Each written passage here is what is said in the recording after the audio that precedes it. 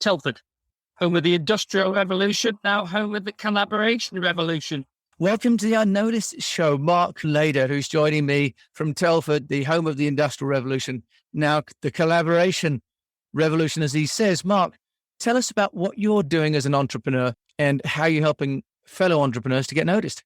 Jim, we're creating a new profession called business connectors, because there's all this networking out there in the world and all these jobs for business owners to do, and they certainly don't particularly like networking, or those that do it, it's not connected to their strategy. So over a period of many years, this role of business connecting, as we've called it, and grandiosely a new profession, has emerged where we can help an awful lot of particularly non-sales and marketing background business owners and entrepreneurs to really leverage their businesses. So it chose us. We didn't necessarily choose it. When you say choose it, Mark, just walk us through for, let's say, a business founder who is so busy building the product that they forget to do the business development and the marketing. How does Business Connectors work for them? The headline, again, I do like the occasional stat because it's not me saying it, then it's a third party, but it's over 80% of business owners in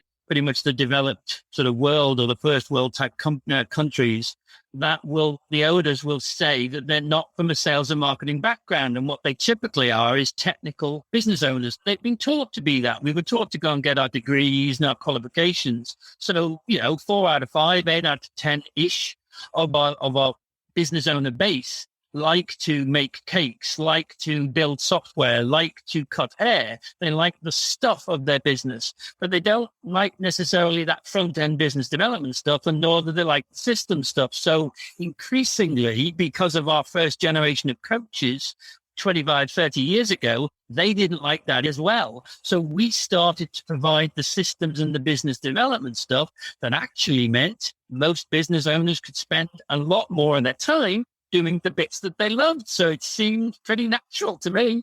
Yeah, that's absolutely true. So many people have something they can build, but the selling isn't why they started it. So from a practical point of view, if one is an entrepreneur, Mark, and are you in effect creating sort of a business development, external function, support role?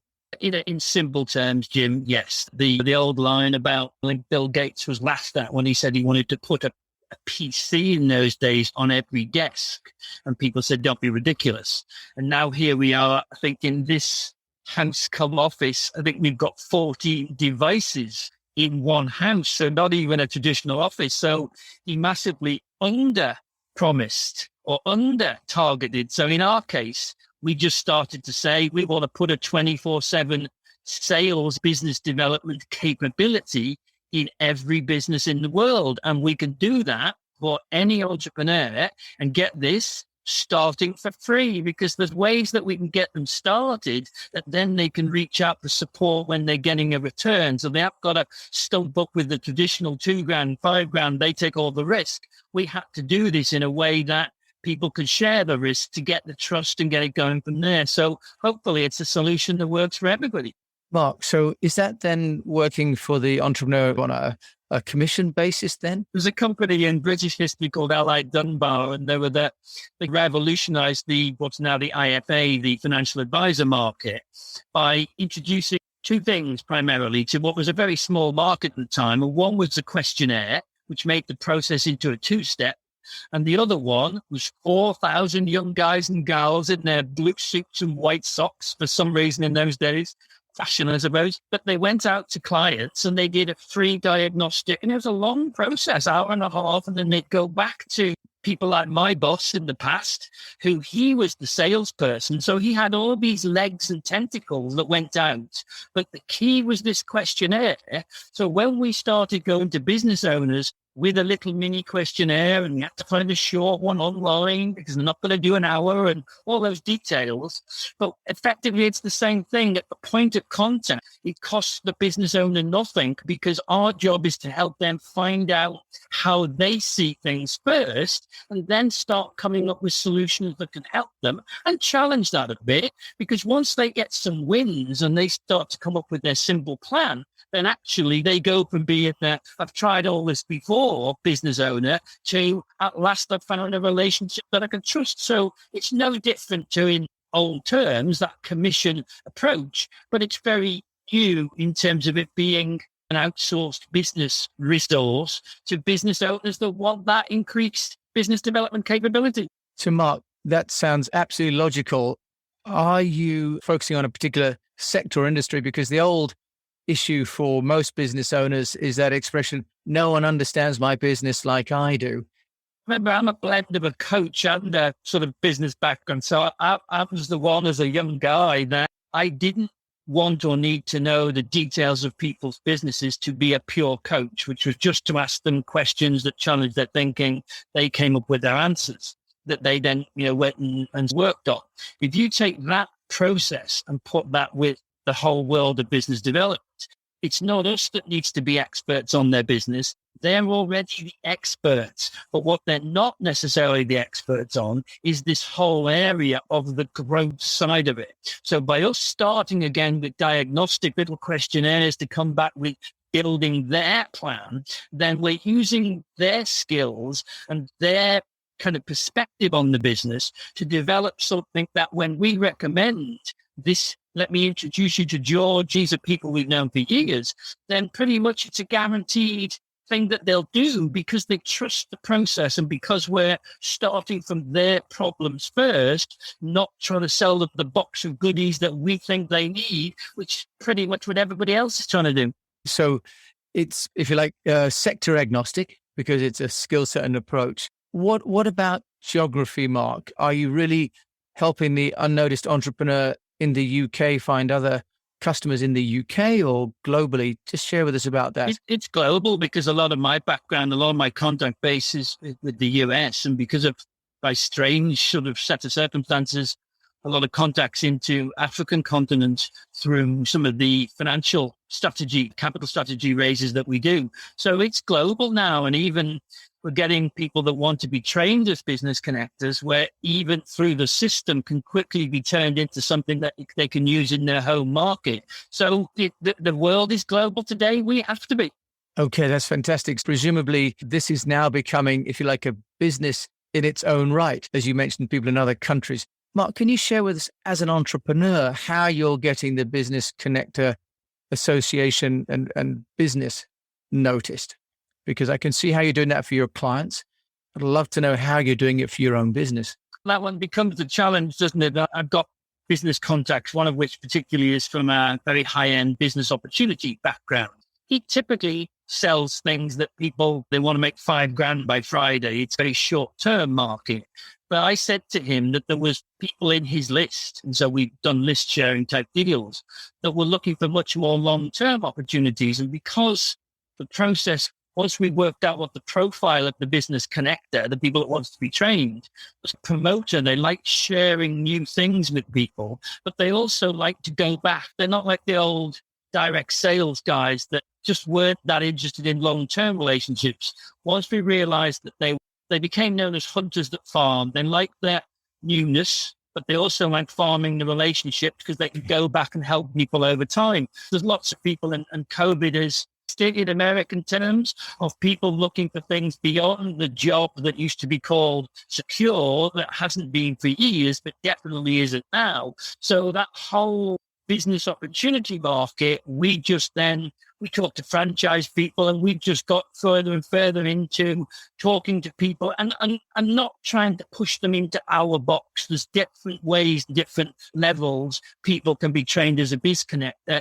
Because if, again, we just force them into doing it one way, we're doing the opposite of what we teach them to do with their clients. So we had to give people a level that they were comfortable with, that they could grow into and scale up, scale down to suit their goals and needs. What about the public face, Mark? Are you promoting the Biz Connector online? Is this through LinkedIn? Is it through Facebook or through Chambers of Commerce? Because it sounds like you're getting close to who your avatar is in terms of selling to the business. But what about your Biz Connectors? How are you reaching those guys? You've got two audiences in a way. There's no question there's two audiences. And you just mentioned the Chambers of Commerce. That's one of the big networking groups happened to say to me, A lot of the groups that you only have one person pet share or like profession in the areas, and not a system I'm a fan of, but it's their method and that's up to them. But he happened to say to me, there's nobody called a business connector in our chapter. So you could put one of these in every one of the groups, every one of the chapters, particularly because the existing members don't want to do the connecting and networking. So there is a whole kind of corporate market where corporate started saying to us, how could we work with a business connector, which is back to my roots of really providing more corporate services. And this model works perfectly. So there's the independent person who wants to be trained, but there's also the corporate guy who's now coming and saying, hey, we like to, they start by saying hire, but they don't need to hire them. There are different ways that can be done as a detail. So the market's expanding because the need for the role is pretty much ubiquitous when we have the conversation. So how do you do that from a positioning point of view? Because as we say, you've got two different audiences already, haven't you? You've got your customer, and then you've got your service, if you like, delivery team. Yes. How are you doing that, Mark? Because presumably they both need to trust you, but they're both getting slightly different messages. How are you doing that for yourself as a business? Is it through having a website, and are you doing YouTube? You mentioned the Chambers of Commerce as being one nice direct channel, but what about building, if you like, the brand as well as your direct links? Behind the business connectors are what we call a council of experience, which they're experienced people we've known for years who are our suppliers and experts. They often have the same problem that we're talking about now that our end users have, which is they're typically great at what they do, but they don't want to spend all their time selling and marketing and systems and everything else. So we can represent them and connect them with the biz connector. So we're practicing what we preach. And that means whether it's things like LinkedIn and marketing we've got going on that. And we've also then got, obviously, the complete newsletter process that the guy we work with, he's the funnel building guy, because he's so good at what he does, we can also make him one of our experts and take him to market. The beauty of that for the end users is we're not just promoting people because they give us good commissions. We're working with people because we, 98% of the time, already have worked with them, or our partners have. So it means it's a community first that's very high on know, like, and trust. So recommendations become easier. So the classic easiest person to sell to, let's do referrals. And everybody acknowledges that, but nobody systemizes it. So we very heavily, nicely have ways to systemize that and obviously use that in our own marketing. And we'll do the same thing for our end user clients. Can we just talk a little bit about the system that you've built? Because building a way to lock in your clients seems to also be important, because if you have engaged a connector on their behalf, there's always that danger, isn't there, where an agent cuts out the middleman, which BizConnector could be seen as. How are you building in, if you like, the glue so that the client that needs your BD support is really connected to BizConnectors rather than to the agent or the business development? My old semi wasn't really my boss, but he ran the company when we were based in the States for a couple of years and we were there on contract. He used to call it a program of attraction. Because we don't insist the biz connectors use our suppliers, because we found that was a problem, and that was a problem from the insured stuff that we'd learned in the past. If you happen to have, you're a great example. If somebody knew you as a great PR guy and we said, you've got to use our PR people, then that's an instant point of friction in the system. So we realized that we would say, oh, introduce us to Jim, because if he's good, maybe we can promote him too. So we had to make it where each business connector can build their own supply if they want. Then the relationship with us is we add value or we don't eat. So it keeps it very honest, because we're not then charging them monthly fees or you've got to use our, there's no, you must, it's got to be, you choose to, and then they can continue with the support if it's a value. If it isn't, they can go on their own. That's absolutely the modern way. You've got to continue to add value or move out of the way. What about in terms of the sort of infrastructure that you're offering clients? How important do you think it is that they can, for example, log into a dashboard and connect that way? Or are you doing it much more from a relationship perspective? We started from a relationship point of view, and it was men of a certain age who even said things like they wanted to get out the house and they didn't want to spend all day on a computer. Now, the web has meant that people could build their business from a computer, which is great. But actually, that desire to go out and be the local connecting point is very alive and well, and particularly with men. There was some of the women had roles that they wanted to build their own lifestyle, so they did a bit of that, but it was a particular need that we saw from the men. So that relationship build has led us increasingly into just looking at ways to make that more available to different parts of the market. So people, it can be face to face, or I can be having a conversation with somebody in Singapore through the web tomorrow on that basis. So it really fits with the different personalities and the different styles of the people in the process. Okay. So it sounds like it's quite an organic model. Yes. As well. It's picking up on what I was calling the silver fox entrepreneurs, those people later on in life who still got That's where it started from, the silver fox entrepreneurs, where it started from. So there's still some bushy tails out there later on in life, which is fantastic. In terms of things like managing people's contracts and pricing, are you then getting involved with sort of contract negotiation, or is it really very much I've introduced this person to this person, there's our commission, you get on with each other? This is the bit where the relationship of the business connector becomes important, because the world's a busy place and there's 27 channels and nobody's on any of them. So putting the bookies runner, as we sometimes call them, of the business connector into that process between the PR guy and the final user, it means that there's a third party vested interest that has only going to gain if business is done between them. So they've got very active reasons to maintain relationships at both sides. So what they've got is the security of knowing that certainly the relationships we bring to the party, we know them, we've worked with them, they've got long track records. And if they also bring their own people in, typically they're from their network. So it's got lots of checks and balances, but often having third wheel, if you like, in the relationship, the business connector being that bookies runner between the market and the suppliers, means that the final end user client can get on doing their business. And then when the business connector turns up, but one of the first lines ever said as a kid, "You're just the man I wanted to talk to." And we knew, touching on something of that, we weren't seen as somebody there to flog something.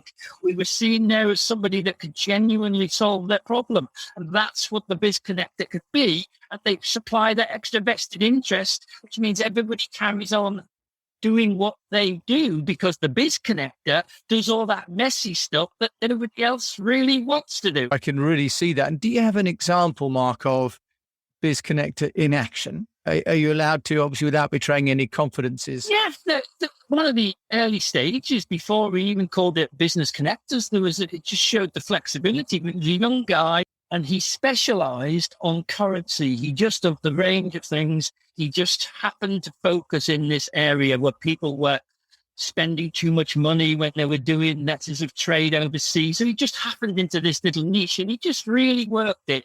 He pretty much just taught that one area to open it to other things. He was studying as well, so this was only part-time. So he then went off traveling to Colombia with his friend, 3 months away. And the commission he was making, by the time he got back, not only had it made money when he was away, he'd also paid for 3 months away, just from one of the products. So it really became one of the apocryphal stories, which is why I'm telling it to you now, as to the power of those relationships, and particularly some of the products and services that people find complicated to deal with. But if you've got somebody that's sorting that out for you, then you can get on doing whatever you do. And in his case, he made a lot of money while he was still traveling. Malcolm Gladwell talks some tipping point about the people that are mavens and the connectors and the salespeople. So really you are at the sales people end, right? Going from network across to network, which is where Gladwell saw those people. He saw the connectors being within a community and the mavens being the people that kind of researched, invented, and you need those people that go across to different networks to build the business, right? So that's where biz connectors can come in. Absolutely. So Mark, if people want to find out more about you in Telford, where can they find you? There's a little interim website up there, Biz Connectors, which is BIZ Connectors, plural.org. that they can just have a look around, and there's little things that they can play with. They can look at the little interactive mini questionnaire if they want to, and start the process that way, but just to get a feel for what we're doing. And they can check me out at Mark Lader at Quallywood on LinkedIn, and they will find all kinds of strange things that I've done over the years. That's wonderful. And I will put Mark's details, of course, in the show notes. Mark Lader, thank you so much for joining and sharing really how an unnoticed entrepreneur can use BizConnector service to build the sales leads while they build the business. Thank you so much. Pleasure, and lovely. Hope I can help some people out there. I'm sure that you can. Thank you so much for listening to this episode of The Unnoticed Show with me, Jim James. In the meantime, until we are together again, I wish you the best of health and the best of business.